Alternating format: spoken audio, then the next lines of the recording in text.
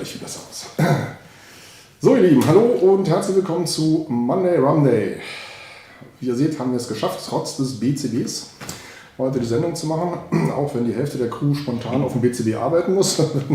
Aber wir sind da und Studiogast habe ich natürlich auch. Der liebe Thorsten Wottrich ist heute zu Gast. Hallo. Aus der Alten Post in Witten. Der Kneipe mit der größten Rumauswahl, würde ich mal behaupten.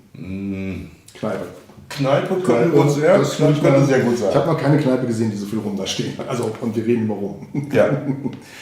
Genau, so, das ist quasi unser kleines Programm für heute. Und Thorsten war so frech und hat gefragt, ob er, wenn er schon mal hier ist, nicht einen Gin mal mitbringen darf. Du traust dich ja was. Obwohl es ja gar kein Gin ist. Es ist kein Gin, es ist ein Doppelwacholder. Ein Doppelwacholder, genau. Und ich würde sagen, wir fangen jetzt einfach mal damit an und gehen dann anschließend zum Thema Rum über. Gerne. Und so, du hast uns was mitgebracht von deinem Kollegen, Freund, Bekannten, ja. Vom Herrn Eversbusch, der vielleicht dem einen oder anderen, hallo zusammen, der dem einen oder anderen wahrscheinlich auch bekannt ist. Und das ist jetzt ein Produkt, was es noch gar nicht gibt. Er ist noch nicht auf dem Markt, der wird gerade, da kenne ich die Formalitäten nicht. Okay. Der muss ja erstmal irgendwie auch vom Label her alles abgesegnet werden. Und vorab hat man schon mal so eine kleine Probe bekommen. Mhm. Und ich finde ihn für einen Orangen-Wacholder sehr interessant, weil er eben halt, weil der Wacholder immer noch dominant ist und nicht wie bei vielen anderen dann die Orange oder Limette oder wie auch immer dominiert. Pur finde ich ihn gut, im Tonic finde ich ihn noch interessanter. Okay, alles klar. Dann probieren wir jetzt einfach beides. Wir nippen mal pur und dann... Wir haben noch ein bisschen Zeit. Wir haben noch eine Stunde Zeit und lassen wir uns mal überraschen. Ja, auf unser Allerwohl. Genau. So, ja, also Gin heute mal mit im Spiel. Ist ein bisschen ungewöhnlich für uns, aber ist ja jetzt auch wenn es mittlerweile, glaube ich, ein bisschen verteufelt ist, weil es auch einfach zu viel geworden ist, ja. und zu viele komische Sachen auch dort im Markt existieren. Aber Sebastian, genau, und insofern. Aber das ist, glaube ich, ein stabiles Produkt, was Eversbusch da schon längere Zeit ja auch macht. Ja, Peter macht es jetzt seit über 200 Jahren, also nicht er selber, aber... Also das ist eine längere Zeit auf jeden Fall. Und sein 46er ist nach wie vor... Ja. Also das ist natürlich sofort diese Wacholder-Bombe, muss man sagen. Das ist halt wirklich... mehr Wacholder geht kaum. Und die Orange. Also ohne dass es unangenehm ist, ne? Nee. Und die Orange begleitet halt wunderbar. Mhm. Hallo Kevin.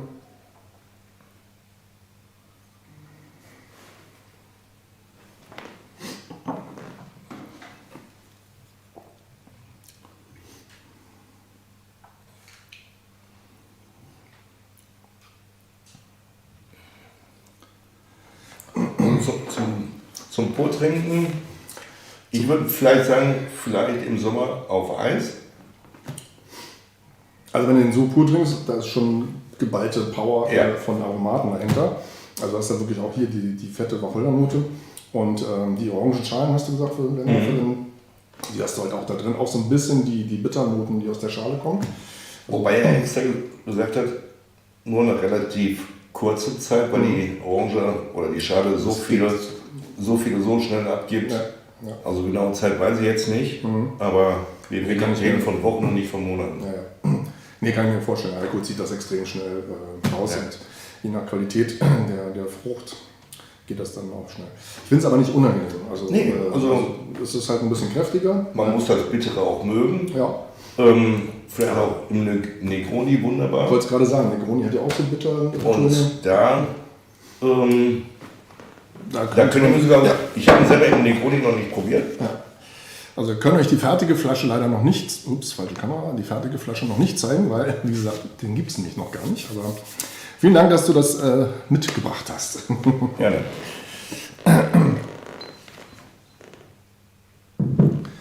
So, So, gerade nachbekommen, wir hatten ja angekündigt, dass heute auch noch die neue australische Geschichte Cargo an den Start kommt. Und die sind aber auf dem BCB ein bisschen hängen geblieben. Sie sind ungefähr eine halbe Stunde da. Also es wird zwischendurch mal wahrscheinlich ein bisschen chaotisch nachher werden. Aber auch das liegt bei dir auf dem Schoß. Genau. Ja, wir haben ja da oben noch 2 Stühlchen. Ja. Kriegen wir das ja alles entspannt hin. Und dann chillen wir jetzt einfach mal. Aber ja, ist auf jeden Fall solides, stabiles Produkt, würde ich sagen. Ja. So, Gin Tonic. Wie viel Gin Tonic werden bei dir in der Kneipe getrunken? Immer noch so stark oder ist es auch weniger geworden? Es ist jetzt aktuell, weil es bei uns auch insgesamt weniger geworden ist. Es ist natürlich beim Gin auch weniger geworden, aber der Riesenhype, der so vor, ich sag mal, 2 Jahren gestartet hat, der ist jetzt so ein bisschen wieder abgeflaut. Jetzt müssen wir auch von den ganzen Mengen, die wir da haben, auch mal den ganzen Stock wieder ein bisschen, nicht so viel Tolle. Ich will das nicht verbessern. Eine Flasche für 2 Drinks. Ja. Ja. Wir könnten ja auch noch nachgeben. Genau. Hallo Alex, du bittest die Verspätung zu entschuldigen.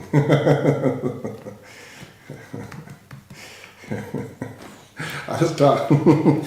Das Don Papa möchte ich bitte live sehen. Ja. Hallo Thomas. Also schon mal gut, auch mit Tonic ist immer noch die Wacholdernote dran. Es gibt ja auch viele Sachen, wo dann einfach gießt Tonic dazu und dann ist auch alles weg. Genau, das ist auf jeden Fall. Und hast du das Dry Tonic oder das normale? Das ganz normale Schweppes ist das jetzt. Also ich glaube, wirklich mit dem Dry Tonic von Schweppes tut man mehr Leuten gefallen, weil es nicht so, durch die Süße nicht so verfälscht, sag ich mal. Ich weiß, was du meinst, aber ich persönlich mag das Dry Tonic überhaupt gar nicht. Nee. In keiner Variante. Ich mag Dry Tonic per se nicht. Das ist überhaupt nicht mein Ding. Also, aber so ist jeder anders unterwegs. Zu süß? Nein, weil dann geht wirklich von der Spirituose zu viel Baden. Aber wir kommen immer noch wunderbar durch. Trinkt einer von euch Gin Tonic? Los, outet euch. Man muss ja auch mal was anderes. Ja, also ich bin in der Tat zu Gin Tonic gekommen. Also es hat mir eigentlich nie geschmeckt, wobei es wahrscheinlich eher an dem Tonic lag, weil mir diese ganzen Bitternoten und so früher nicht geschmeckt haben. Ich habe kein Bier getrunken, das war überhaupt nicht mein Ding. Ja, ich habe eine Kneipe und trinke kein Bier. Ja. Und dann habe ich irgendwie mal einen Artikel gelesen, da ging es um das Thema Flugangst und irgendein Schauspieler hat dann geschrieben, so ja, er trinkt halt während des Fluges immer Gin Tonic und das nimmt ihm halt die Flugangst. So, ich hatte noch nie Flugangst, aber irgendwie hat mich das dazu verleitet, auch mal Gin Tonic zu probieren. Und als ich dann in der Gastro angefangen habe zu arbeiten, als Bartender und so, war halt Gin Tonic immer das Feierabendgetränk. Also wir haben alle Gin Tonic hinterher getrunken. Und jetzt bin ich mittlerweile aber auch, es ist sehr selten geworden, dass ich Gin Tonic trinke, aber mittlerweile übrigens lieber Rum Tonic. Sind dann mehr Agricole oder? Ja, auf jeden Fall Sachen, die nicht zu lange, also erstmal außen rum, der nicht ein bisschen Biss hat, also Jamaika oder Agricole oder sowas. Ja. Und es darf nicht zu lange gelagert sein, weil sonst die Holznoten mit den Tonics sich beißen. Dann ist es nicht rund. Und geht höchstwahrscheinlich sogar auch unter. Also Nuancen durch den Filler. Ja. Ist ja viele Kleinigkeiten, Einzelheiten der Spirituose dann auch gar nicht mehr. Wacholder, finde ich ja auch das Gute beim Peter Ebersbusch. Er bleibt beim Wacholder und fängt nicht an mit Schnörkeleien und. Ja. So wie Lang Dry, ordentlich Oldschool Boost Gin. Also heute noch ein Gin Tonic mit Boost. Wenn man es noch bekommt, ja. Dann war auf jeden Fall eine coole Geschichte. Hallo Stefan, Grüße nach Rothenburg zurück. Ja, aber kann man, ist schön zu trinken und diese Fruchtnote kommt halt gut durch und Wacholder ist stabil zu erkennen. Ja. Und es ist halt nicht fancy, es ist halt das, was es ist, ein Gin and Tonic. Und den kannst und jetzt ist das eine ganz normale Mischung. 4CL. So, wenn du da jetzt von mir aus noch 5 oder 6 draus machst. So. Das ist ja auch das Schöne bei solchen Getränken, kann ja jeder machen, wer Lust hat. Richtig. Das ist ein bisschen stärker, ein bisschen schwächer, mehr Tonic, weniger Tonic, also das kann man alles. Ja, ist ja auch bei mir in der Kneipe so, mach mal eine gute Mischung. Ja, was ist eine gute Mischung? Für den einen ist es und für den anderen, machen wir mal. Ja. Wobei hier gab es auch eine Phase, da war dann zumindest unter den Barleuten, weil dann so ein guter Gin and Tonic war, so ein Tumbler und obendrauf hat noch so fingerbreit Tonic gepasst. Ja, aber auch wenn man durch erhöhten Alkoholkonsum vielleicht ein bisschen mehr verträgt, aber irgendwann, gerade am Ende der Schicht, macht das keinen Sinn. Nee, es macht keinen Sinn und du trinkst das ja, dann bist du doch nicht mehr entspannt beim Trinken. Ja. Das ist, Trinken sollte immer noch Genuss bleiben. Ja, definitiv. Ja, dass wir alle mal hier mal ein bisschen zu viel haben. Ja. Kann passieren. Kann passieren. Wem nicht, nur trinken sollte Genuss sein. Das stimmt, so sehe ich das auch, ja. Wie bist du überhaupt zum Rum gekommen? Oder anders, erste Frage, wie viele Rum stehen in deiner Bar? Also Pi mal Daumen, ich weiß jetzt nicht ganz genaue Stückzahl, da steht ungefähr, übrigens Kneipe, nicht Bar, ungefähr 150, mal 140, mal 160. Kommt davon, wie lange das Rumfest vorbei ist. Und privat steht nochmal so 600. Das ist ein anderes Thema. Ganz anderes Thema. Baustelle. Aber es ist auf jeden Fall ja schon eine fette Auswahl für eine Kneipe auf jeden Fall. Also ich wüsste in der Tat keine andere Kneipe, die eine Kneipe ist, wo auch Fußball gezeigt wird, wo Leute auch für ein Bier vorbeikommen. Es wird auch für mich mittlerweile schwer, der und der Person das Passende zu empfehlen. Oder er sagt mir, ja, du weißt doch den ich letzte Woche getrunken habe. Weißt du das dann nicht mehr? Schwer. Also wirklich den Leuten das Passende zu empfehlen, ist wirklich kompliziert. Egal ob jetzt pur oder als Longdrink, was ist dem einen gut genug, was ist dem anderen zu schlecht. Ja. Preislich kommt ja auch noch dazu. Ja. Und manchmal sind Gäste ja auch ein bisschen nervig. Ja. Wie heißt es? Wir hatten einmal schon gesagt, es geht nicht mit Gästen und es geht nicht ohne Gäste. Ja, definitiv. Das gehört halt alles zusammen. Aber wie bist du jetzt selber auf Rum gekommen? Also das ist eine ganz lustige Sache. Ein Bekannter, also ich habe früher gar keinen Alkohol getrunken, vielleicht. Die Geschichte fängt gleich bei jedem so an. Ja, aber bedingt durch meinen Diabetes und so weiter. Und ich habe oft die Arbeitskollegen dann einfach auch noch nach Hause gefahren. Ja. Ich musste die Übersicht halten und so weiter. Dann habe ich mal ab und zu meinen Ramazzotti mitgetrunken. Ja. Und dann brachte ein Bekannter, damals noch Diplomatico, der ist ja ganz lecker. Bisschen süßlicher und immer so ein oder anderen von getrunken. Ja, und dann habe ich das Portfolio von der Havana Club, weil damals noch weitere Geschichte war. Einer in der Nachbarschaft auch für Havana Club gearbeitet hat, war dann der Promote in der Kneipe, deutlich größer. Dann habe ich mal die Fledermaus ganz rausgeschmissen. Und dann machte mir das Ganze auf einmal selber Spaß. Es schmeckte mir. So, und dann guckst mal da, dann war in Köln Messe, dann hat man in Hamburg auf der einen oder anderen Messe, dann kam fast zeitgleich das Rumfest mit auf den Markt. Und ich glaube, Habe ich so für dich gemacht. Und ab dem zweiten Jahr Rumfest war ich dann auch immer dabei und es macht halt eben Spaß und die Facetten von Rum.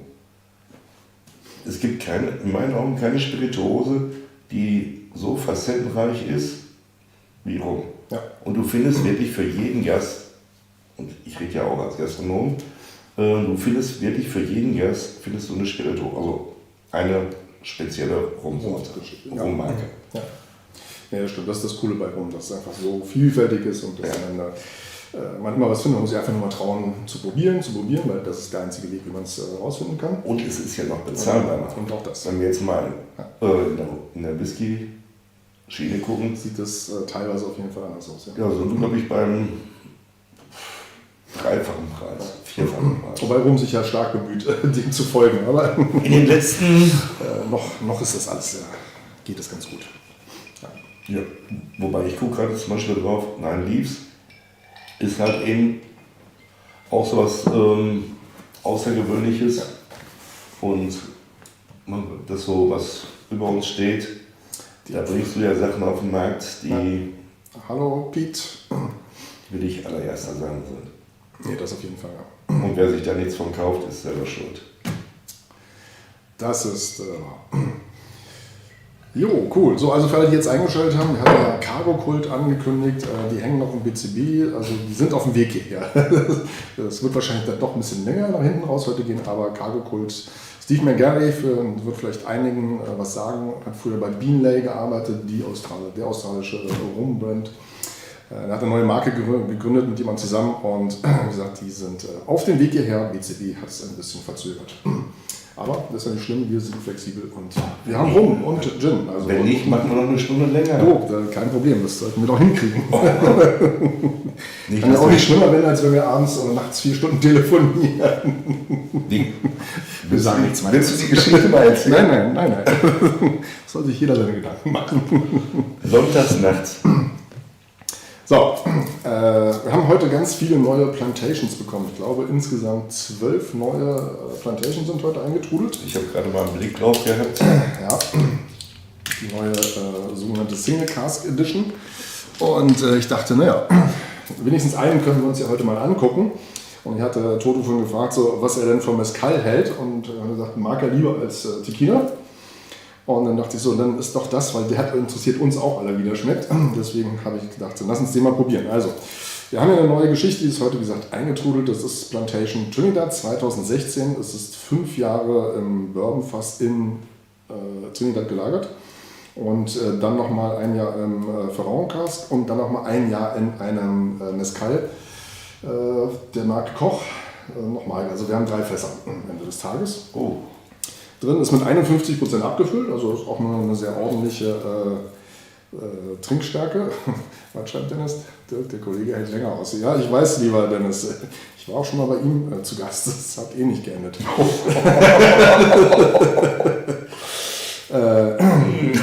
Genau, und mal schnell gucken. Wir dürfen das auch gerne mal wiederholen. Dosage, ja, sollten wir mal wieder. Dosage, also sind 2,5 Gramm Zucker drin, also wir können quasi müssen wir nicht weiter erwähnen und drüber schnuppern. Und auch. Dankeschön.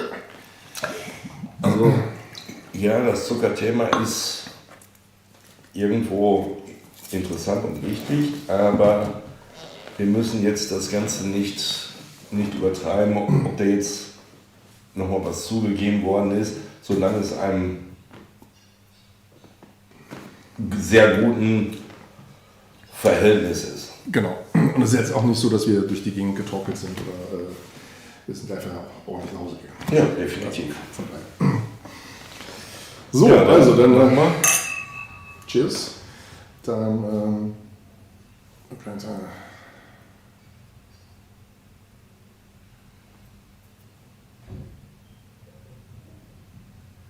also ist in der Nase jetzt nicht so viel Mezcal drin, ne? Also muss man suchen. Also in der Nase hatte ich jetzt gerade wenig, aber ich habe jetzt schon genippt. Du wirst in den ersten 3 Sekunden 2 bis 3 Geschmäcker haben. Ich muss auch sagen, die Flasche ist noch ein bisschen kühl, weil allerdings wird ja alles mit Kühllastern geliefert, was auch so viele Sachen mit Kühllastern geliefert, ne?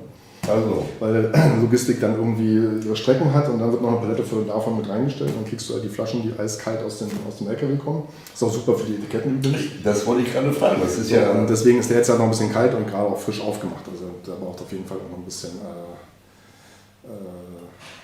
Zeit. Wobei, können wir jetzt mal gucken, wenn er wirklich jetzt mehr Temperatur bekommt.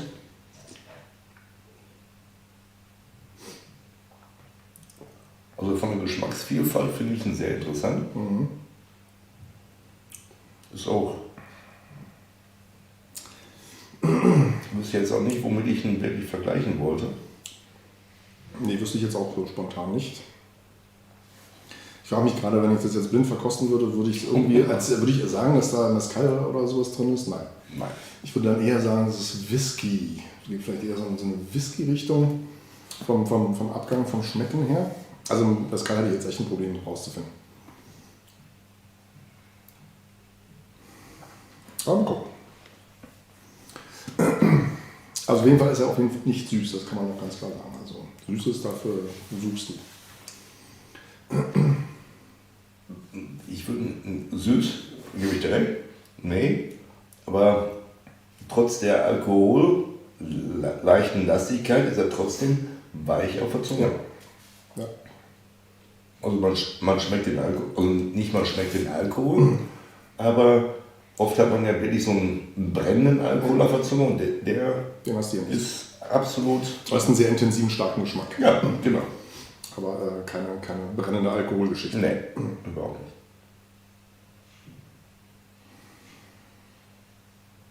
Und auch von der Nase her für jeden angenehm. Ja. Aber oft hast du ja irgendwie so ein Flash in der Nase, Bauch.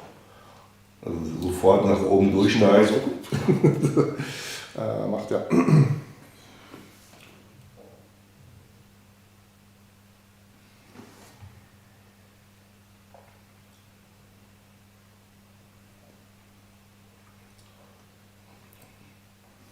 Wann schließt du an?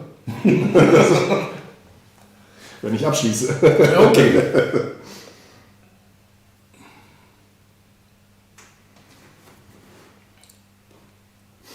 Also von der Intensität her müsste ich den nicht unbedingt den ganzen Abend trinken, weil er wirklich vom Geschmack her, nicht vom Volumen her, vom Volumen Alkohol, sondern von dem, was ich so als Geschmack wiederbekomme. Das ist ja einnehmend und bleibt halt wirklich lange massiv vorhanden. Und es ist halt auf jeden Fall auf der dunklen Seite der Macht. Also hast du ein bisschen Holzigkeit, Bitternoten drin. Ja.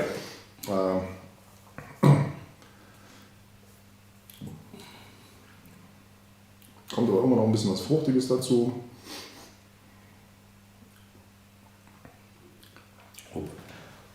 Thorsten hat wohl noch was vor. Ich würde nichts herausfordern. Ist Dennis in der Nähe? Nee. Ja. Der traut sich ja nicht nach Berlin. Nee, ja. Ja, der war ja auch schon mal als Alles gut. Kommt auch langsam so ein bisschen Vanille mit durch, ne? Ich hatte jetzt gerade eher Richtung Banane. Banane? Ja, das war ich. Ja. Mal gucken, ob Nee, du hast doch recht. ob die Gäste noch was geschrieben haben. Nee.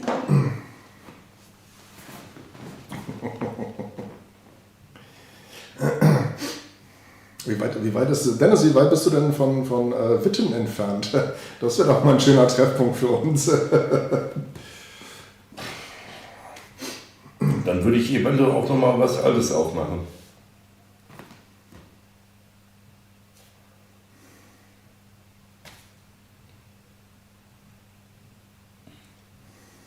Ja, aber auf jeden Fall ein schönes Tröpfchen und ich habe die Preise jetzt noch nicht im Kopf, aber es ist auf jeden Fall, weiß nicht, Mitte 50, 59, irgendwie sowas in dem Dreh. Also auch wirklich entspannte Preislage. Auch wenn die Preise jetzt, wie vorhin schon mal irgendwie gesagt, wenn die Preise so in den letzten 40 Minuten, okay.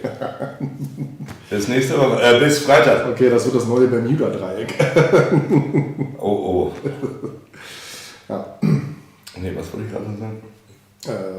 Wegen dem Preis, Also, dass alles ein bisschen... alles ein bisschen angezogen hat, aber ohne Probleme. Das ist eine Kategorie und wir bekommen ordentliche Sachen. Ne? Ja, das stimmt. Und da reden wir nicht von Massenware, da reden wir von lecker. Genau.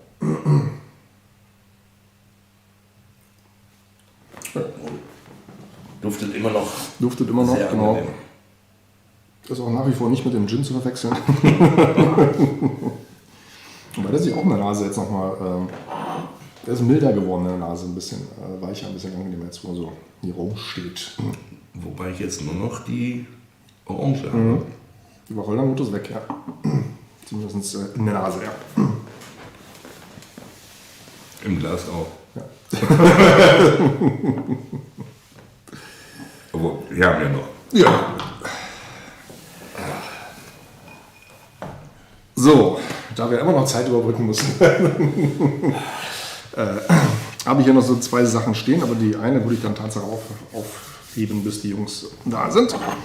Aber was wir auch noch neu bekommen haben, ist die neue Edition von Ron Artesano. Und das ist der Panama Virgin Oak, in Fassstärke mit 57 gemacht. Also Light? Light, sozusagen, die Light-Version. Genau, und Virgin Oak, für alle, die den Begriff nicht kennen, es ist ein unbenutztes Fass, also jungfräuliches Fass. Das heißt, das Eichenholz spielt einfach ein bisschen intensiver auf. Und das ist oftmals ein ganz spannender Träger sozusagen für die Aromen. Und Marius feiert den, deswegen würde ich sagen, gucken wir mal. Wie lange durfte der auf dem Fass? 10 Jahre. 10 Jahre? Habe ich es gerade richtig gelesen? Nee, 2010 und 13 Jahre. Oh. Also schon ordentlich. Und das in Panama? Nee, das ist ja hier, also wie lange der in Panama gelagert war, weiß ich nicht. Aber der ist ja bei Ron Artesano und dann wird der nochmal üblicherweise in Weinfässern nochmal umgelagert und in dem Fall war es halt ein neues Fass. Aber das Verhältnis von bis weiß ich jetzt nicht. Also 13 Jahre insgesamt alt, wie lange in Panama gelagert. Ja, okay. Das ist jetzt mal ein kleiner Unterschied, ob ich jetzt bei 15 Grad Durchschnittstemperatur oder bei 30 Grad Durchschnittstemperatur. Ja, klar, das macht einen Unterschied. Ja, das macht einen Unterschied, das stimmt. Was ich nicht richtig oder nicht grundsätzlich richtig finde, zu sagen, das ist besser. Nö. Also wenn es tropisch gelagert ist, ist das besser als wenn es kontinental gelagert ist. Das halte ich mal für Nonsens.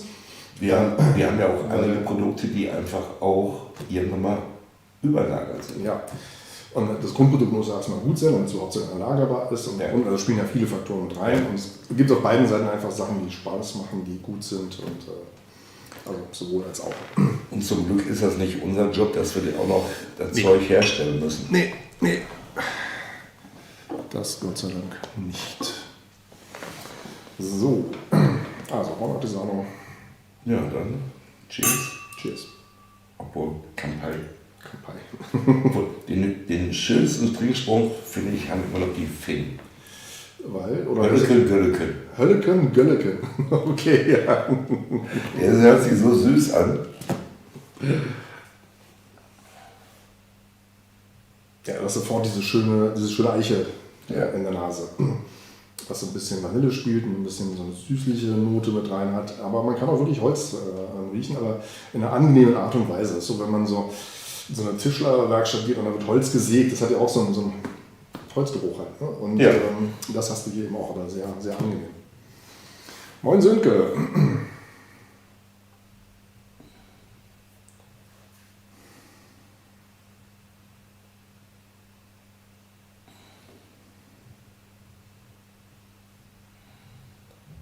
Auch hier springt dir keine alkoholische Nase entgegen. Ich versuche gerade, also von der Nase würde ich schon wirklich sogar sagen, weich angenehm. Und da kennen wir alle genügend Produkte, du hältst die Nase drüber, du hast auf Deutsch gesagt, einen Schlag auf der Nase. Ja.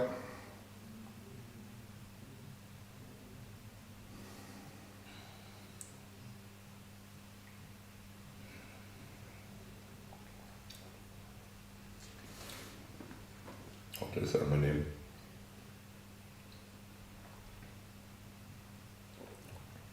Für mich passende Trinkstärke.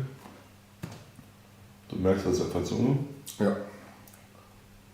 Keine Aromen knallen dir direkt ins Gesicht. Nee. Das hat eine unglaublich schöne Balance, das Ganze. Und setzt auch sofort Speichelfluss ein. Da passiert jetzt gerade richtig was gerade. Ich habe schon dreimal geschluckt. Aber es ist super balanciert.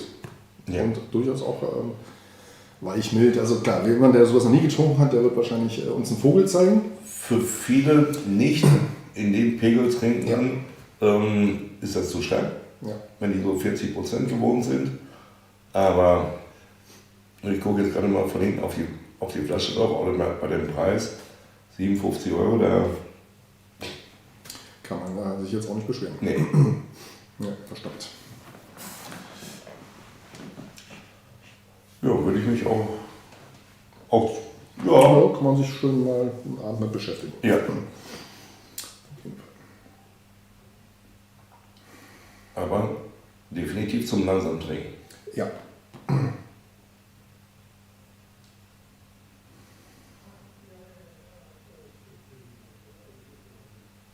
Das sind auch so Sachen, die einfach Spaß machen zu riechen. Ne? Ja. Da passiert was, du hast wirklich eine Menge Aroma. Jedes Mal eine Minute später findest du wieder was Neues, hat sich wieder verändert. Und, wobei, ich habe wirklich ein Problem, muss ich wirklich bei jedem Rum, den ich trinke, muss ich mich wirklich immer hinsetzen und wirklich und das ausdiskutieren, wonach er riechen und schmeckt, sondern nee, natürlich nicht. Setze ich mich einfach nur am Abend irgendwie dahin oder von mir aus am Nachmittag, solange es nicht am frühen Morgen ist, und genieße das Produkt einfach. Ja. Weil viele, auch wenn sie zu mir in der Kneipe kommen, ach, der schmeckt ja.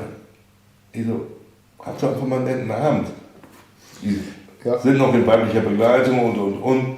Genießt den Abend, genießt das Produkt und das alles zusammen auf dich wirken. Analysieren, ja, das können wir jetzt machen und das kann man ja machen, wenn man einen Bock drauf hat. Und ja. so, aber das oder beim Tasting. Tasting, genau. Aber man sollte das jetzt nicht zur Grundsatzregel machen. Da gebe ich dir absolut recht. Ja. Und auch und das kommt ja noch dazu, ich als Beispiel bin auch Raucher.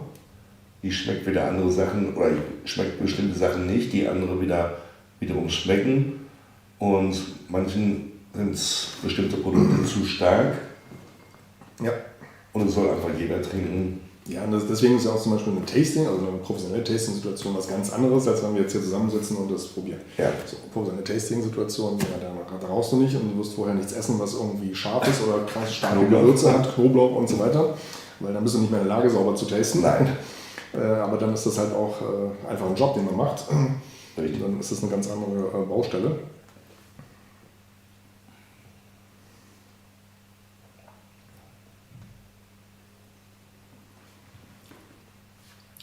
Ich wüsste jetzt auch, also wenn ich jetzt die beiden zum Beispiel miteinander vergleiche,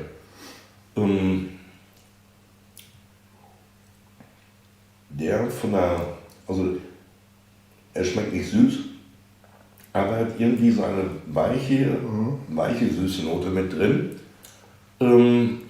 Und es müsste wirklich ein unterschiedlicher Tag sein, dass ich die beiden trinken würde. Ja, wenn man das jetzt so versucht bildlich darzustellen, kann man sagen, keine Ahnung, das ist ein Brot, was keine Ahnung, ein starkes Dinkelbrot oder irgendwie sowas und du hast ja da Butter und, obwohl Butter bin ich mir nicht mal sicher, aber vielleicht Honig oder sowas drüber geschmiert, aber halt nicht 10 cm dick, sondern wirklich so eine dezente Dings und dann bist du so ein bisschen in dieser Aromenebene dran. Also ein Schwarzbrot ist glaube ich falsch, aber eher so ein Dinkel oder irgendwie sowas. Oder ein geniales, kräftiges Graubrot. Oder so, ja. Wobei, das gibt es ja heutzutage auch nicht mehr. Ja, und da geht auch Graubrot, ne? Also hier gibt es kein Graubrot in Berlin. Hier gibt es Weißbrot, Schwarzbrot, aber Graubrot ist so... also das ist für mich wirklich ein Reizthema. Aber es ist in jeder Region anders, ne? Ich möchte auch mal ein Brot haben, wo du auch mal eine Kruste außen hast.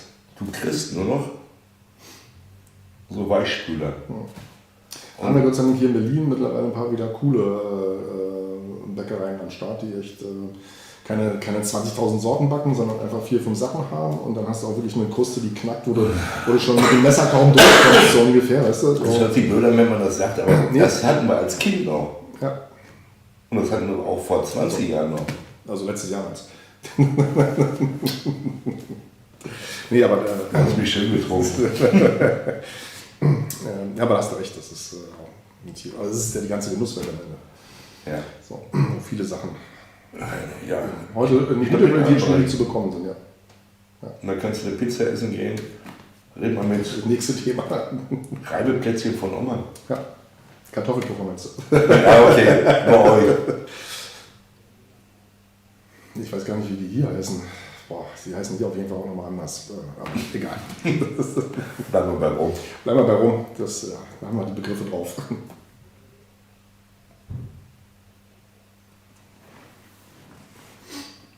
Dennis, was stört dich denn bei Virgin Oak? Die Jungfrau. Zu holzig, aber finde ich jetzt, also ja, Holz ist da, aber entspannt auf jeden Fall. Ja. Und der ist für dich. Ja, schöner Tropfen. Ja. Wobei mir fällt jetzt aber auch keiner von denen ein, der mir in der letzten Zeit nicht geschmeckt hat. Nee. Also ich habe jetzt bei weitem nicht alle. Da bist du jetzt wahrscheinlich deutlich weiter vorne, aber alles, was ich in den letzten Jahren probiert habe. Und da kommen ja demnächst auch noch ein paar coole Potzel-Geschichten aus Panama. Da gibt es eine Potzel-Anlage jetzt, durfte ich schon mal auf irgendeiner Messe, Nürnberg oder so, glaube ich. Und das wird auf jeden Fall auch eine coole Geschichte. So, ich glaube, wir kriegen Zuwachs, oder? Ja, aber es sind ein paar mehr. Wie wäre das? Es sind ein paar mehr. Was heißt ein paar? Keine Ahnung, ich habe 6 oder 7 gezählt. Ah, ja. Ein krasser Holzfreund, die Jamaikaner nehmen das immer so krass an. Ja, okay, das stimmt. Wenn du so in Jamaika, dann ist das, vielleicht ist Jamaika nicht so dafür geeignet. Das könnte durchaus sein. Ja, wohl auch der eine Kombi rauszumachen. So. Ja, also ich hatte auf jeden Fall auch schon, hier Versi Park hat das auch schon gemacht mit Virgin auch. Finde ich persönlich ganz cool, aber ja. So ihr Lieben, wir machen jetzt hier mal eine ganz kurze Pause, weil die neuen Gäste jetzt da sind. Schaltet einfach mal nur den Ton ab und wundert euch nicht, wenn ihr jetzt gerade kam.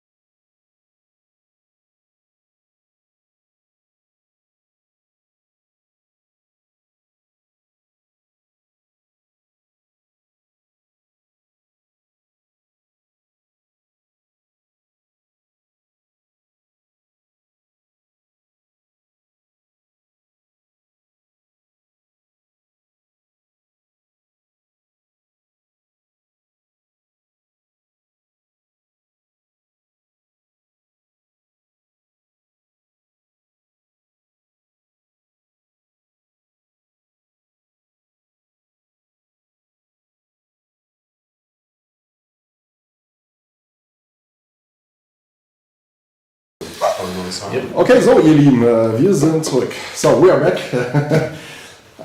Welcome. Thank you. To the Monday Rumday show, which we run since COVID's beginning. That was the idea behind. And so what we are doing is every Monday we're sitting here and drinking rum and discussing rum, and so yeah, let's have a good day, a Monday. Excellent. And you guys are from Australia. Correct. Yes. So maybe you can introduce yourself. Maybe it's a little bit easier. So where am I looking at? Is there a camera or am I just? This is the camera. That's the camera there. Yes. Excellent. My name's Jonny Croft. I'm from Sydney, and I am the founder of this bad boy over here, Cargo Cult. Yeah, we can make it easier. And oh, that's nice. Yeah. So this was a brand which started, I think maybe 2014, 2015, I think. Okay. I was working with the big spirits companies for many years, and I was looking after Asia Pacific at that stage with Brown Forman. Mm-hmm. But I kind of had a little, hankering to go and do something myself and go and do something a bit more entrepreneurial and get outside the big company. So I ended up leaving Brown Forman and decided to start a craft spirits company. Okay. And I wasn't quite sure what to do and which craft spirits to go after. Everyone was doing a lot of gin at that time, and I kind of started looking at rum and started thinking, well, I used to look after Jack Daniels, used to look after tequila and vodka, everything except rum. So I didn't know a lot about rum, and I got myself educated really quickly. Okay. And I really liked spiced rum. But I was kind of looking at the products and I thought, gee, they're all really sweet, And normally, particularly in Australia, you mix them with a sweet mixer, like a ginger beer or a Coca-Cola or something like that. I kind of thought, wouldn't it be great if you did a spiced rum, which wasn't sweet, so when you mix it with the mixer, it kind of balances out a little bit, and rather than it becoming too sweet and syrupy, you kind of have more refreshing kind of style drinks. And for bartenders, you can always make a drink sweeter, but it's hard to make a drink less sweet. So if you make it rum with no sugar in it, then you can, a bartender can make Madrid as sweet as he wants, like a really dry daiquiri or sweeten to his desired level of sweetness. So that was kind of the product idea that started off Cargo Cult. So I had an idea for a product, but I didn't really have an idea for a brand, and I didn't really know where the liquor was going to come from. Okay. But I had a very short time frame to get the brand in market. I gave myself, I think, just under 12 months before the money ran out. Okay. That's a problem. Right. So I had a nice time frame to work in. So I thought, okay, I'll give myself 12 months, which ruled out building a distillery because that was not going to happen in 12 months. And in Australia also you have a 2-year aging rule. So the rum has to be in wood for at least 2 years, or you can't call it rum. Okay. Yeah. So it's one of the regulations there. So I didn't have 2 years to wait either. So in the beginning, I thought, well, gee, I wouldn't mind. I'd like to do an Australian craft rum, like a spiced rum from Australia. But unfortunately, there weren't that many people making rum in Australia at that time. There was a couple of big distilleries who weren't willing to supply anyone, right? There were a couple of big ones who weren't supplying third-party bulk. Mm-hmm. And then there were a couple of very small ones, but they were really small and kind of difficult to pin down and not particularly reliable. So I thought that probably wasn't going to work either. How many distilleries in Australia at the moment? Do you know that? At the moment, the bigger ones and well, do you mean just rum distilleries? Just rum distilleries. Steve, I'm going to pass it to my colleague over here. In fact, you better introduce yourself before you go any further. So, for those that don't know me, Steve Magarry, previous from the Bentley Rum Distillery, the oldest operating distillery in Australia, but more recently with the Sydney Rum Distillery and the owner of Cargo Cult Rum. So as to answering your question, there's between 40 and 50 core dedicated rum distilleries in Australia. As Johnny's mentioned, there's two large ones, and then a lot of the smaller craft brands coming through.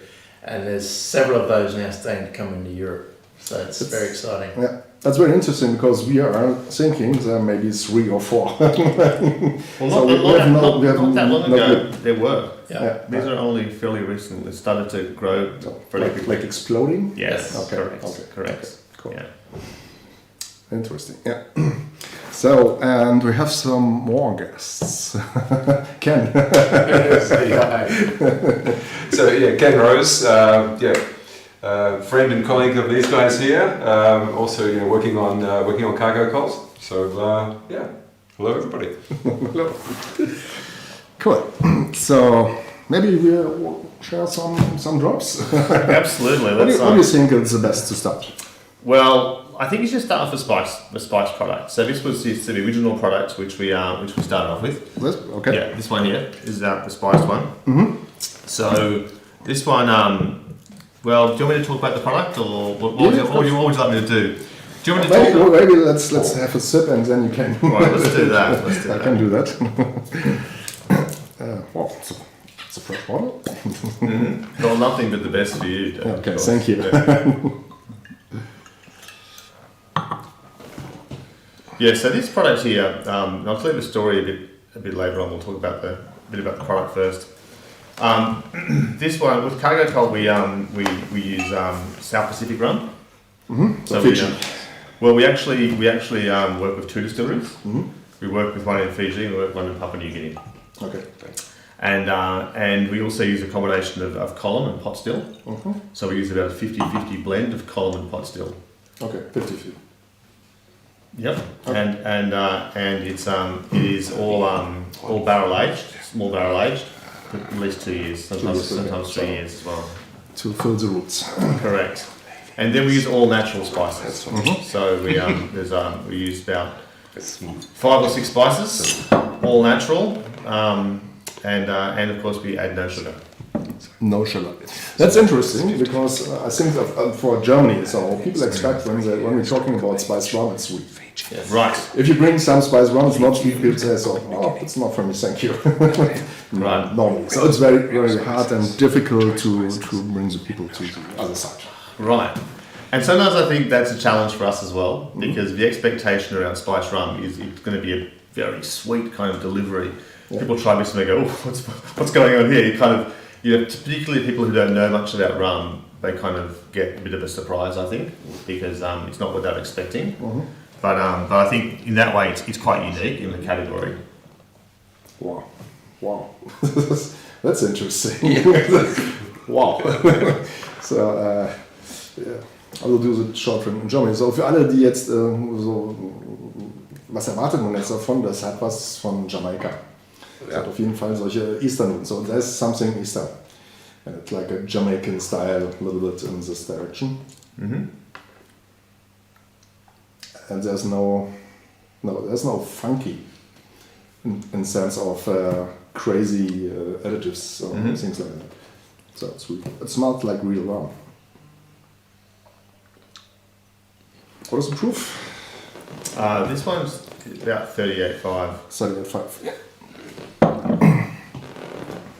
Yeah, and we built it at 38.5 just because we were starting in Australia, obviously, and excise in Australia is incredibly high. It's just over $100 a loud now. Isn't it raised the last month? Or? It's over $100 a loud. It's crazy, yeah. It's crazy, yeah. So government don't like alcohol? Is that they like it because they make so much money out of it, so they love it, I think. Yeah.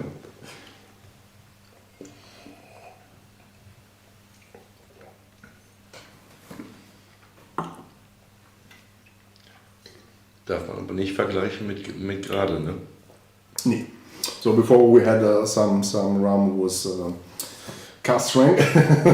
So what we're saying is it's a difference, so we can not make we can't compare. But it's very interesting. It's very nice. Yeah. Has some almonds and fruitiness. Yeah. It's maybe not the type of spirit we drink neat. Mm-hmm. But you can if you like, or with ice cube, or it opens up really nicely on ice cube. This one, but this one was really meant to be drank like a ginger beer, like a very good quality ginger beer. Mm-hmm. Squeeze of fresh lime, because it's not too sweet. It sort of balances nicely with the sweeter ginger beer, and all those spices just pop. They really open up. Squeeze of fresh lime to get the citrus, and so that's a very refreshing drink. Yeah, nice.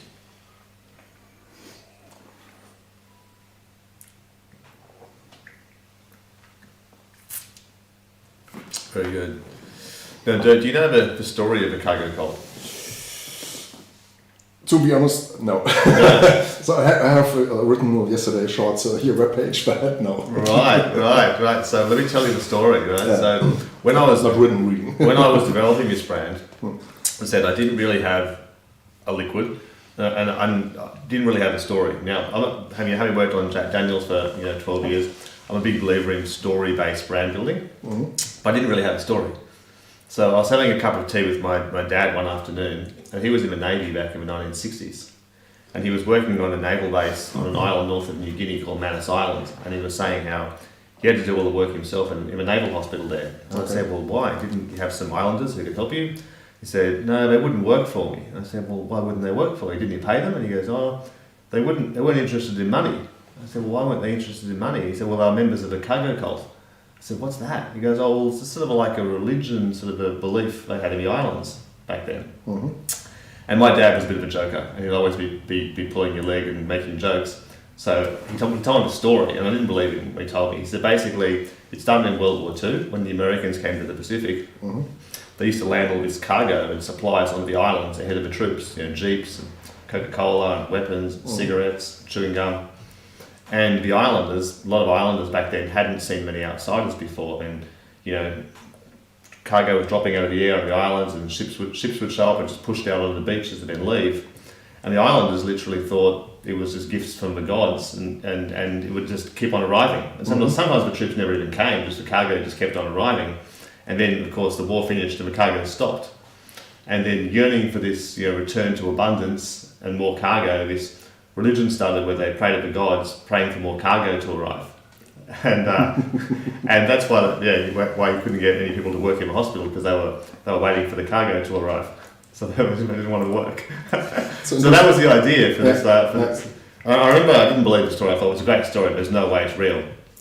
And a few days later, I went and Googled it, and it's actually a real story. Okay. There's actually some islands where it's still going on. So first, it sounds like a little bit marketing has found it, but it's a real story, and that was the idea. And once I had that story, and thought, well, that's a great idea for a brand. Of course, I had to find rum from the South Pacific to make the brand real.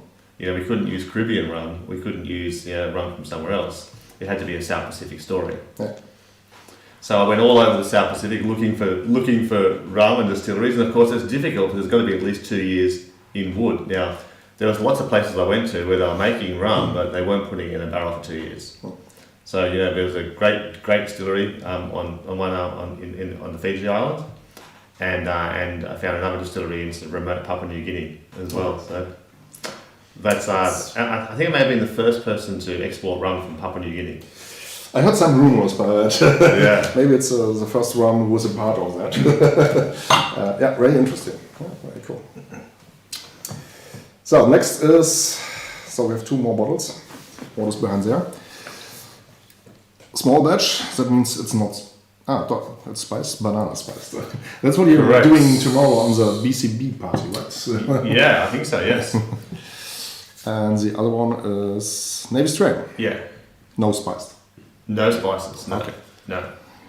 So let's start with the banana one. So this product started late one evening. My ambassador in the UK was called me up one night. We were having a chat about how he was progressing with Cargo Cult, and he said, Johnny, the spice rum is working really, really well in banana-based cocktails in some of the really high-end bars in London. He said, would you ever consider making a banana version of Cargo Cult? And I said, well, I hadn't really thought of it, but maybe we could. Why not? So that was when the adventure started. So I peeled a lot of bananas. I poured a lot of rum down the sink. It took me about 6 months to figure out how to make it, but this is the end result. And I think and so basically we use the spiced rum as the base. So we start with the spiced rum and the 6 spices in the spiced rum, and then we add the banana process. So in the beginning, we started off, I'll tell you a little bit about bananas, right? Yep. So when the banana's really ripe, right, it's got very little flavour. It's very starchy. There's not much to do with it. And then as it ripens, its sugar level keeps changing and its flavours keep changing. and then there's a point where you get maximum flavours, maximum sweetness. Bananas don't look good anymore. They start getting all spotty and they're basically unsaleable. Yeah. That's when they're best to use. So that's when we were using them. Now, you can chop them up and infuse them, but you learn that bananas are really tricky things to use to start with. Because they produce ethylene gas. So ripening gas, and they all go bad really quickly, and they're really tricky things to use. So we find that just an infusion process doesn't deliver everything you need, because infusion will bring sweetness and some flavour, but it's very hard to get aromatics doing an infusion. Mm-hmm. And if you let the infusion go too long, you start getting a lot of decomposition notes and those kinds of things. And once you get those, you just throw it away because it's just completely useless. So there's a second process where we'd actually do a flavour extraction to get those aromatics out. It's kind of bitter. It's not about tasting, but it's got that really beautiful kind of aromatic. Yeah. And we add that back in, so that's the process. Okay. When you look at a banana, there's probably 3 or 4 flavoured compounds that you have to use to really make sure you get that proper banana flavour. Because if you just use like one artificial flavour, it tastes very two-dimensional. But once you start, if you use real bananas, you get that big kind of 3D kind of banana kind of sensation, which I think you get from this. So, filtration must be a nightmare. And expensive. Right? Because we've got to polish the liquid as well. Yeah. So we always do the banana run at the end of everything else. We'll do the spice one, we'll do that one, and then when the filters are basically, we're going to throw them away. That's when we do. Yeah. That's when we do a banana run. So, we always, whenever we bottle, we always make sure that's the last thing that goes through, because that's nothing good's left after that.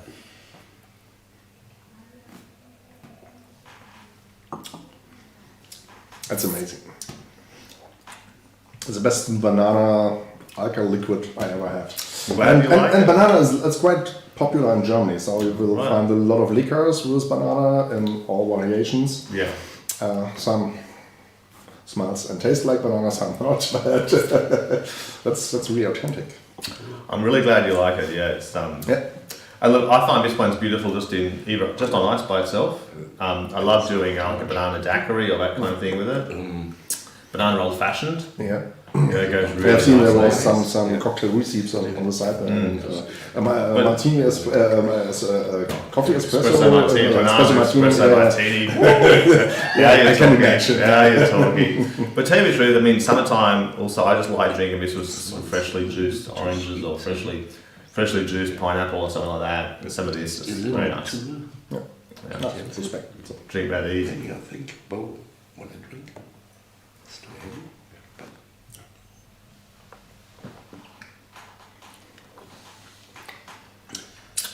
Is it on the market here now? Will be. Will be in the How far away are we? Tomorrow, in the near future? Tomorrow. 24 hours away from. I think in about a week we should have stock in Europe. Excellent. When? In about 1 week, our shipment arrives. Okay. But actually, I was just going to say one thing with this is that it's very surprising because the nose makes you think it's going to be super sweet. Yeah, of course. But it's because you have banana in your mind. Exactly. You have this, this expectation, but then it's actually not, and it's much more balanced and subtle, and has a nice finish. Yes. Yeah. But there's a difference between bananas you have in Australia and we have in Germany. Also taste profile. So it's very hard to find good bananas here. Well, but you think about how buying bananas from Lidl or somebody, they've been picked green on the other side of the planet. They've been gassed, containerized, shipped across the world, regassed in order to start the ripening process again. It's absolute stupid in my. The thing is, they were never sun ripened. Versus this, where you've got sun ripened, natural process. Yeah. But the thing is, you realize when you're going traveling and you go to different islands or countries, whatever, and then you pick some bananas, mangoes, whatever, from a tree and have it, and so, okay, that's banana. That's that's a bit different we have here. and it's crazy. You can buy here flying fruits, so mango, banana, whatever. A flying mango is actually maybe 8 or 10 euros. Wow. But it's not taste like you pick it. Or even, I mean, a simpler thing is anytime you go to Italy and you get a tomato. Yeah. You know, and it's just, it's like nothing that you buy into here. Absolutely. I think everybody understands the example. Was a time I was a chef, and the biggest trouble I had was to get tomatoes. Right. Because in Germany people don't pay the price for ripe tomatoes, so that means you every time get something from Netherlands, and it doesn't taste like. Sure. They've been grown looks like, but it's not really tasteful. Yeah, a hydroponic, never seen the sun. Never seen soil. Wow. Great. So I think that people will love that. Cool. So this brings us to our last, the new comer to the range. Now this bad boy here. This is we were thinking about, well, you know, how do we do something which is going to be interesting, different to everything else that's out there at the moment, and kind of unique in that perspective, but can also demonstrate to people the rum that we actually use to make our spice rum and our banana rum with. So this is actually exactly the same stuff that's in this one here, but this is just the pot still bit. Okay, just pot still. This is just pot still. This one here is 100% pot still, 3 to 4 years old. Okay, and no spices. Okay, when we're talking about pot still and heavy stuff, so how long is the fermentation? Oh, fermentation of this one. That we don't have information on. Unfortunately, we don't have information. My best guess and understanding is 2 to 3 days. So it's not a long fermentation. Okay. It's not high ester. Okay. Yeah. The pot still that's used is a double retort. Okay. So. Yeah. And I think one of the really interesting things about this particular rum also is the it's an older refinery, right? So a lot of unfermented sugars kind of come through. Or the molasses is quite. There's a lot of sugar in the molasses in the substrate to start with. So you get a lot of unfermented sugars that do come through the distillate. So there is a lot of natural sweetness to the rum as well that I think you really pick up on. But I think, and this one here is a Navy strength, so it's 54.5% ABV. But, I mean, even though it has an absolutely glorious kind of nose to it and aroma to it, I mean, I think this thing drinks more like a 46% rum. When I say 54.5%, you think it's going to blow your head off and it's going to be incredibly difficult to drink.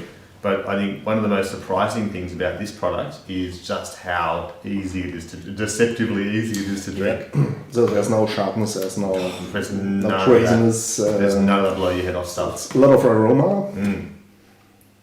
And on the palate, I think it's very, very pleasing.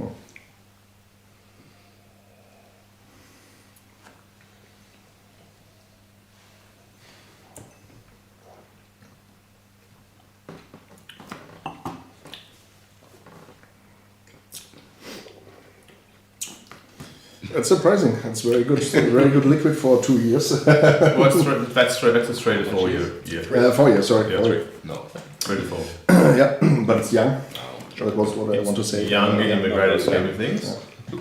But I also think that I think it's at that age level, I think it's working beautifully. Yeah, absolutely. It's really pleasing. That's really nice. I'm really surprised, I have to say. So, there's coming a lot of brands with fancy names and fancy stories and fancy flavors. So there's a lot of fancy. And I was really, really looking forward to taste it. Well, this one is definitely a brand that kind of strips back the fanciness and keeps it very real, I think. Yeah. But here to give you a picture, so in our shop, so every day, every 2 days, one is coming and hey, we have a new spice. So it's absolutely unbelievable how many products came in. But normally they made from someone is able to buy bulk, is giving some flavors. Steer. So sorry for all the brands, but that's what normally happens. Yeah. in many cases. Yeah, but interestingly, although it's very easy to look poorly upon some of those products.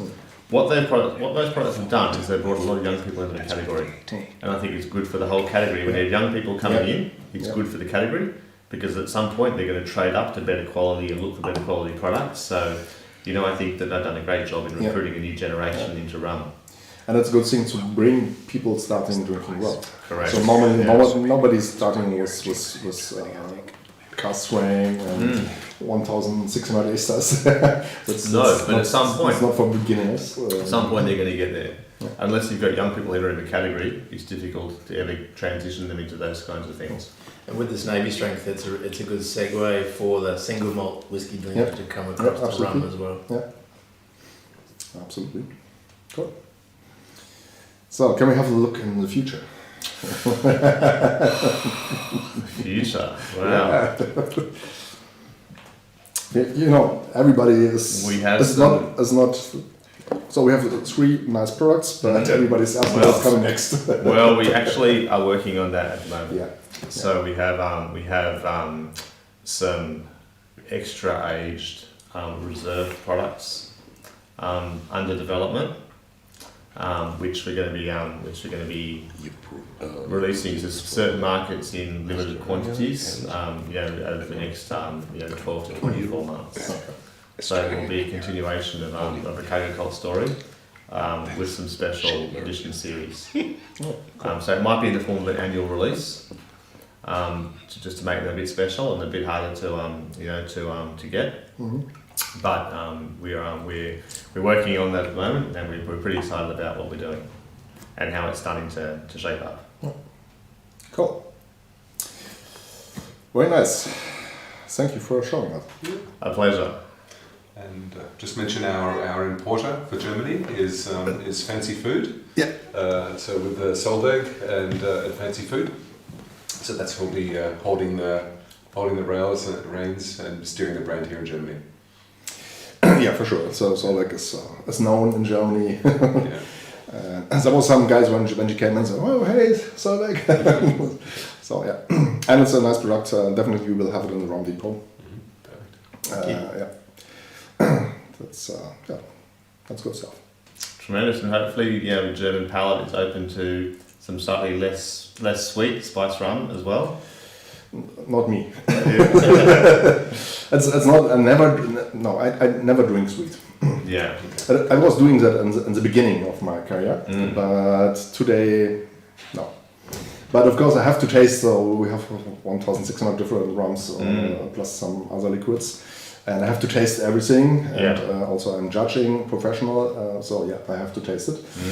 And I can say it's good quality and everything is made well. But for me, a sweet is not my game. Yeah, well, that's that's what we're hoping that. Okay, if we're talking about mixing cocktails, that's a different chapter. Mm-hmm. So then sometimes, or not sometimes, then you need balance between alcohols, sour and sweet. Yes. So in this case, it makes sense. Yeah, but that's where we find this works well, because if the rum is fully dosed with sugar already.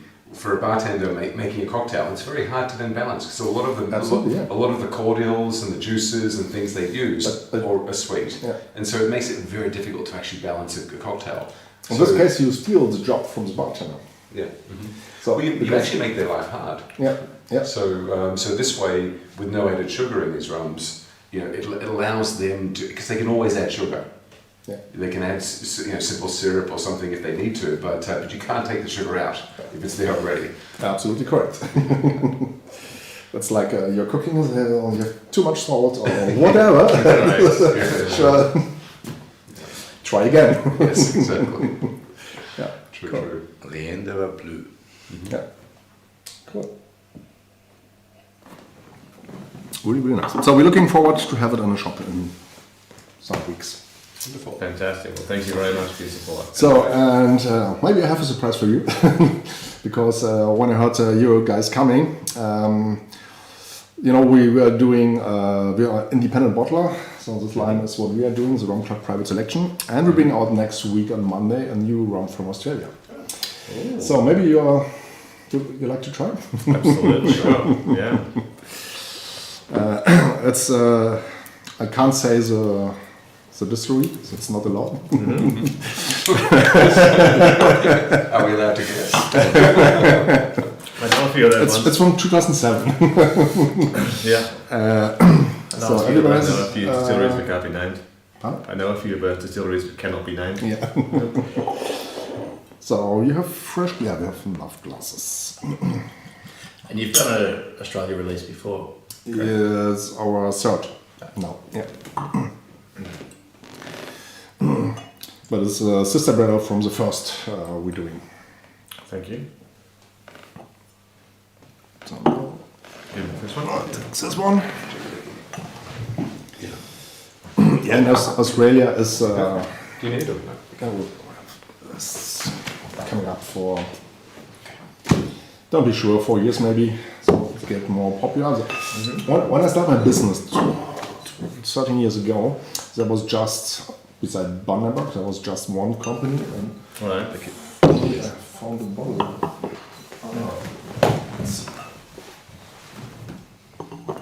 Do you want me to get out of the way? No, it's fine, it's fine. Here. That was one of the first ones we had here. Oh yeah. In a circle. Yeah.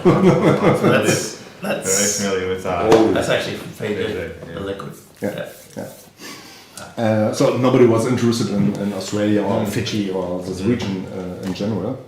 And then, yeah, so I think the independent bottler gives them some power to make interest for the scene beside Bundaberg, because many people came in the shop like, do you have Bundaberg? Because what they have experienced was Bunny Coke when they visit Australia in a can. Bit laughter for that. Yeah. Okay. So, and in the last, I think 4 years, it's changed massive.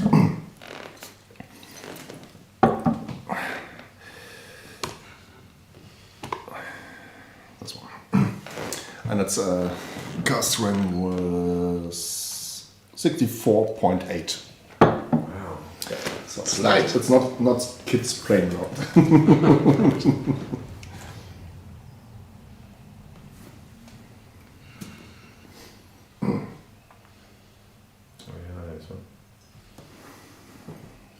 It's fresh opened bottle, so normally it needs time to show up everything.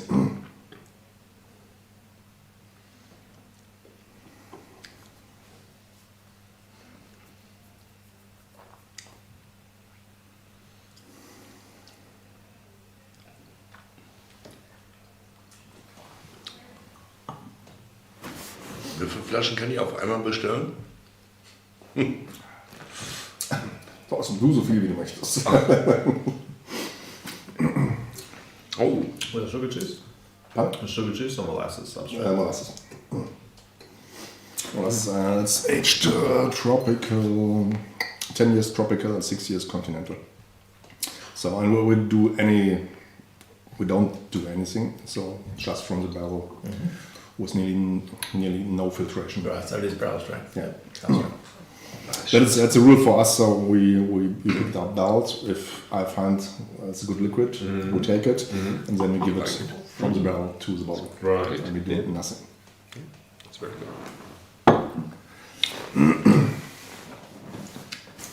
always. And when we empty the barrels, we go to the brewery. So a company here in Berlin, a craft brewery. We go with the empty barrel to the brewery, to the master brewer, and say, okay, what's that empty? So that's the liquid. What do you think? What is the best pairing in beer? So we taste the beer and the rum, and we refill the barrel with the beer for 2 weeks, for 3 months, whatever. Right. And then we have different styles of beer aged in a rum cask. Right. And that's really amazing. Wow. So, yeah. And this being your third Australia release, what's your customers or the rum club's feedback? Different. Yeah. Different. Yeah. Again. Yes. Ich habe gerade gesagt, ich wundere mich, wie du es schaffst, jeden Monat immer wieder ein so unterschiedlichen Rum rauszubringen. Also, du musst ja nichts anderes machen. The question was how I'm able to bring, so we bring every month one bottling out. And the question was how we're able to do that. So we can do much more, but what we choose is only the cars we like. Right. That's a very important point for us. And so we have to taste a lot of things. Sometimes we are happy and get some barrels directly from distilleries. Sometimes we have to source from the source everybody is taking. But yeah, I never will bottling something I don't like. And do you store your barrels locally, or where do you store your barrels? So we try to get some aged in tropical Caribbean and maybe continental. And at least it's stored in Berlin for the next 1 year or 1.5 year, whatever we take to bottle it. Right. Or when we say what we're doing, we control every month, and then we say, okay, there's maybe a potential or not. If there's not a potential, we say, okay, no, we go into the bottle. Cool. Yeah. Do you like it? Very nice. Yeah, very nice. A few years ago, I sold him this bottle. I collect all the bottles. So there's last one thing you have to do. So you see we have the funny bottle. It's a living bottle. What we are doing is, so we get a lot of samples, or at the end we have bottles with last shot. So we are not able to drink everything. So we have a living bottle, and every Monday we give some drops to this carafe. Right. And at the end we have an auction and spend the money for kids helping or whatever. Right. So the job for you is today, and we picked up some Australia. We have some to fill it in the bottle. To do which story? You have to fill it in the bottle. So I will hold the carafe for you. Right.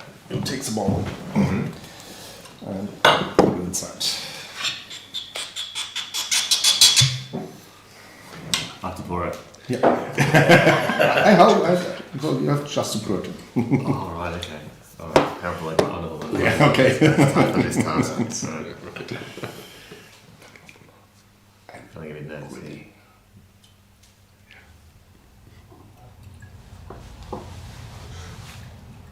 You can give all the last drop. There we go. Okay, perfect. Not a drop of spill. How about that? How about that? This year I buy the bottle. So the last carafe was going for nearly 500 euros. And we spent the money for it. So. Wow. Ja, Alex, ich sag's dir sofort. So we have some of the guys in the chat is asking, so he's writing every Monday what is in the bottle, and he asking so, what do you put it in? Transcontinental, Australien 2015, 48%. Ich zeig's dir nochmal in der Kamera.